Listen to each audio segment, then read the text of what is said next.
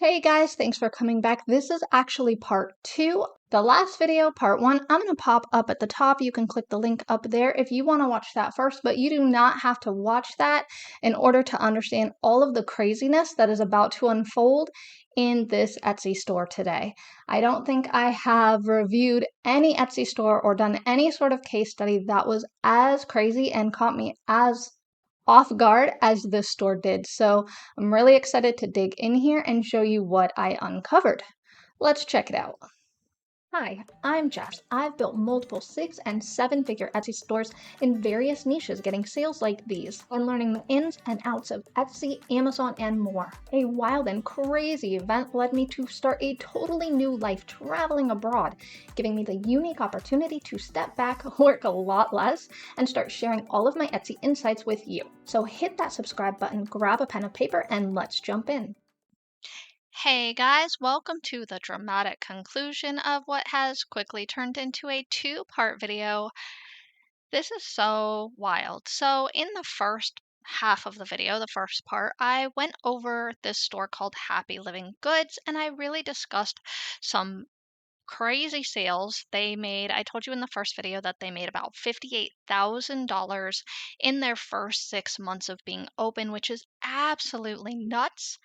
And then I went over one of their listings, which had alarmingly horrible SEO, and really just kind of popped up a few red flags that I saw throughout the video as I went through some tips and things that I initially planned to give you.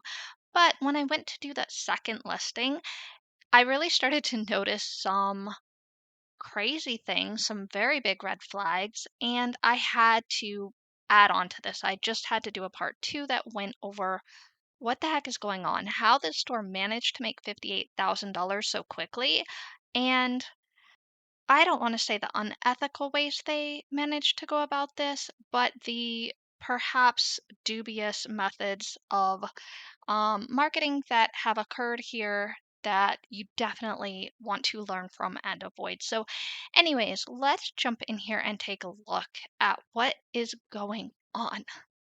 As I said before, none of their listings are currently bestsellers. That was not always the case. And when I actually went to look at what was originally a bestseller, which is called That Girl Digital Planner, that's when these red flags really started to pop up for me.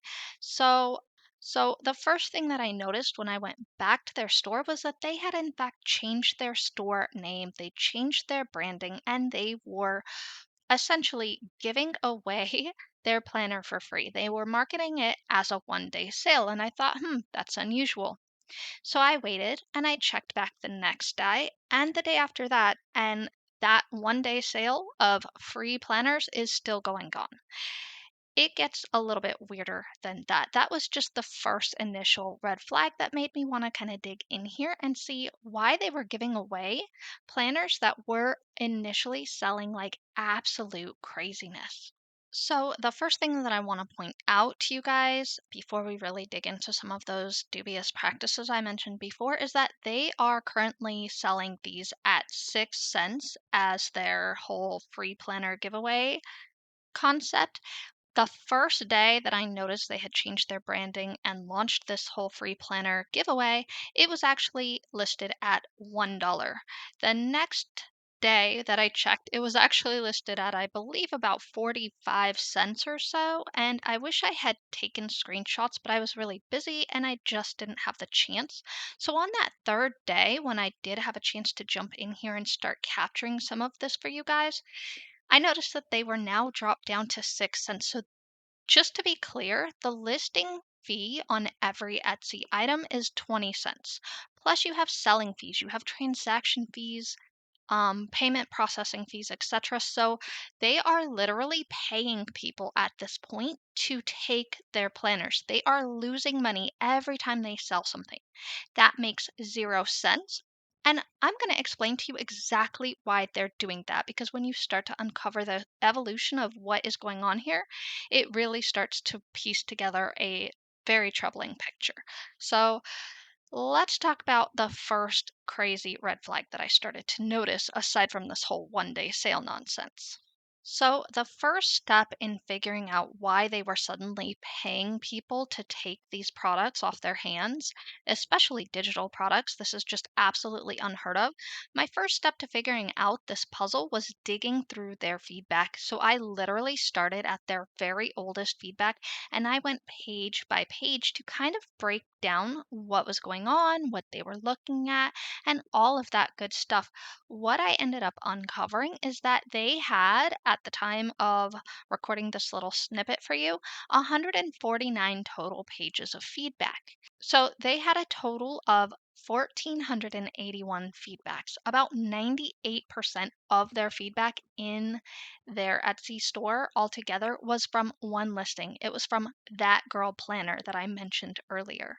So when I looked at their feedback timeline of how these sales kind of rolled in, they got their first feedback on March 6th of 2023. 23 pages of their 149 total pages of feedback was just from March, okay? And most of that was for that girl planner. In April, they got 41 pages of feedback.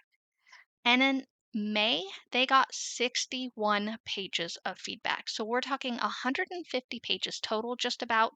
Most of that really came in March, April, and May, because in June, only 14 pages of feedback comprised all of June. It gets worse because in July, August, September, and so far of October, they've only had 10 pages of feedback spanning all 4 of those months. Well, 3 plus some change of October. That is a dramatic difference in sales speed or trajectory, growth trajectory. That is absolutely crazy. But as I started calculating out this timeline, I started to notice that there was some seriously bad feedback in here. They had various different types of comments that kept popping up again and again in their feedback. So, the first one that really kind of caught my attention was people saying that they found this product on TikTok, that after it had gone viral on TikTok, they came to Etsy and they bought this planner. And most of those were actually good feedbacks, except when I initially reviewed the store, they didn't have a TikTok. Their TikTok was blank. They have no legit in-depth social media presence whatsoever. So I went back to TikTok and I started digging. Believe me when I say I spent several days just digging and digging. I felt like a detective for real because I wanted to know where this viral TikTok was. What I found instead was actually that the store Manifestable, which I actually did a video on them a couple weeks or months back, I will put that card at the top. They had a viral TikTok. They had multiple actually. They managed to get several viral TikTok videos happening right around that March April timeline. And their planner was so similar to what Happy Living Goods had that it was almost uncanny. Except Manifestable came first. So that really caught my attention, and I really didn't understand how Manifestable, which put together an amazing planner and had amazing marketing and amazing everything going on for them, how so many sales managed to trickle through to Happy Living Goods instead of Manifestable, except that their images were so alarmingly similar. Now, I have a guess, and because I can't see on the back end of what these Etsy sellers are doing when I make these case studies, I can only see their public data. But I have a guess that Happy Living Goods probably dumped a ton of money into Etsy ads to get their products up above Manifestables in the search results, and they were able to capture some of those purchases, a good chunk of purchases, obviously, it looks like just based on the Etsy search results that came up. When everyone was looking for Manifestables That Girl Planner, this one was up there really high and they just clicked it and bought it by mistake, thinking it was the one that they saw in the viral TikTok. That would have been all fine and good. It's great to get a boost and to have a similar product to one that has gone viral because it can really boost your Etsy business, and there's nothing wrong with that. There's nothing wrong with capturing some of that windfall. I think that's fantastic. But then the bad feedback started coming in, and I really started scratching my head. There were multiple feedbacks that were essentially accusing the seller of purchasing planners from other people, changing a few elements, and reselling the planners. Even deeper than that, there were people accusing the seller of changing some things that were vital to how the planners worked. So, things on the back end, maybe with the coding and the buttons and things that actually make the planner function well. They didn't understand what they were changing, perhaps, and they essentially broke some of these planner features. So the planners were not working properly.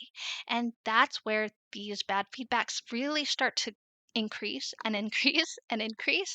And you really see their sales start to flatline because that does affect your Etsy SEO significantly.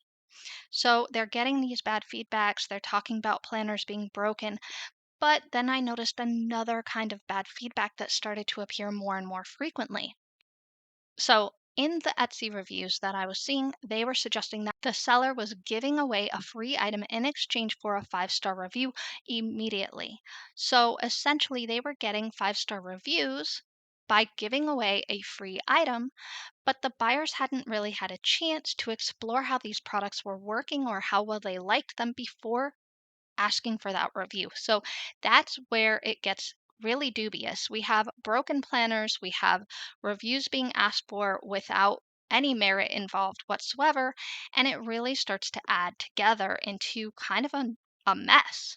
So we're seeing these red flags, we're seeing these things pop up, and we're seeing how it really trashed their sales. It really started to affect the Etsy algorithm, getting all these bad feedbacks, and they stopped getting all that love that the algorithm was giving them, and their sales plummeted. Now, here's where it comes into play why they're giving their planners away.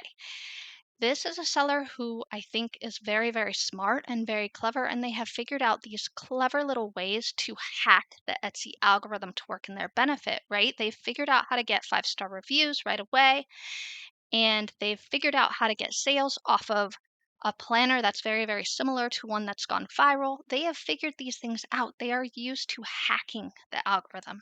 So, what are they going to do next? Well, they're going to look for a new way to hack the algorithm. What are they going to do? They're going to boost their sales and tell Etsy, hey, I'm selling these a lot more by giving them away. And their thinking, my guess is, please keep in mind, I'm making my own conjecture of what is going on. And please feel free in the comments. I would love to hear your thoughts on this. I would love to hear alternate perspectives of what you think is going on here. But based on what I could see, what I think they tried to do is trick the algorithm into seeing sales pop up over and over and over and boost their sales back up so that they could raise their prices and actually start profiting again. There's a big problem when they do that though, because in video one, I believe I mentioned that Etsy makes money when you make money. So when you start giving your products away for free, even though the algorithm is catching that you're getting sales, they're also catching that you're not making money, that your account balance is going lower and lower and lower, and that you're losing money. So Etsy's algorithm is very smart. It's able to factor profitability into their algorithm. And when they see that there is no profitability on these planners, they're going to make your visibility lower. They're going to stop showing you even more and maybe stop showing you altogether. And that's why the seller got desperate and went from $1 to 45 cents to 6 cents. And essentially, in an effort to hack the algorithm and hack these sales data, they're actually making it worse for themselves. So I thought that was really interesting, and I had to kind of record the evolution of what is going on here so you guys can see and learn from this mistake or these several mistakes, because we do tend to see our sales decline and go into a little bit of a panic, and we do try to think of outside the box ways to maybe recover our sales or boost our SEO. And this is a very, very clear example of everything that you do not want to do in order to get those sales boosted back up. And that makes a great time for me to mention that I do have an SEO cheat sheet that can help you actually boost your SEO in legit ways. And of course, I do have my full SEO planning and growth profitability package that you can check out. All my good resources are down in the comments below. And if you have not seen part 1 of this video and you want to go back and see what their sales are and see kind of more of the details behind that, please go ahead and click through and watch that now.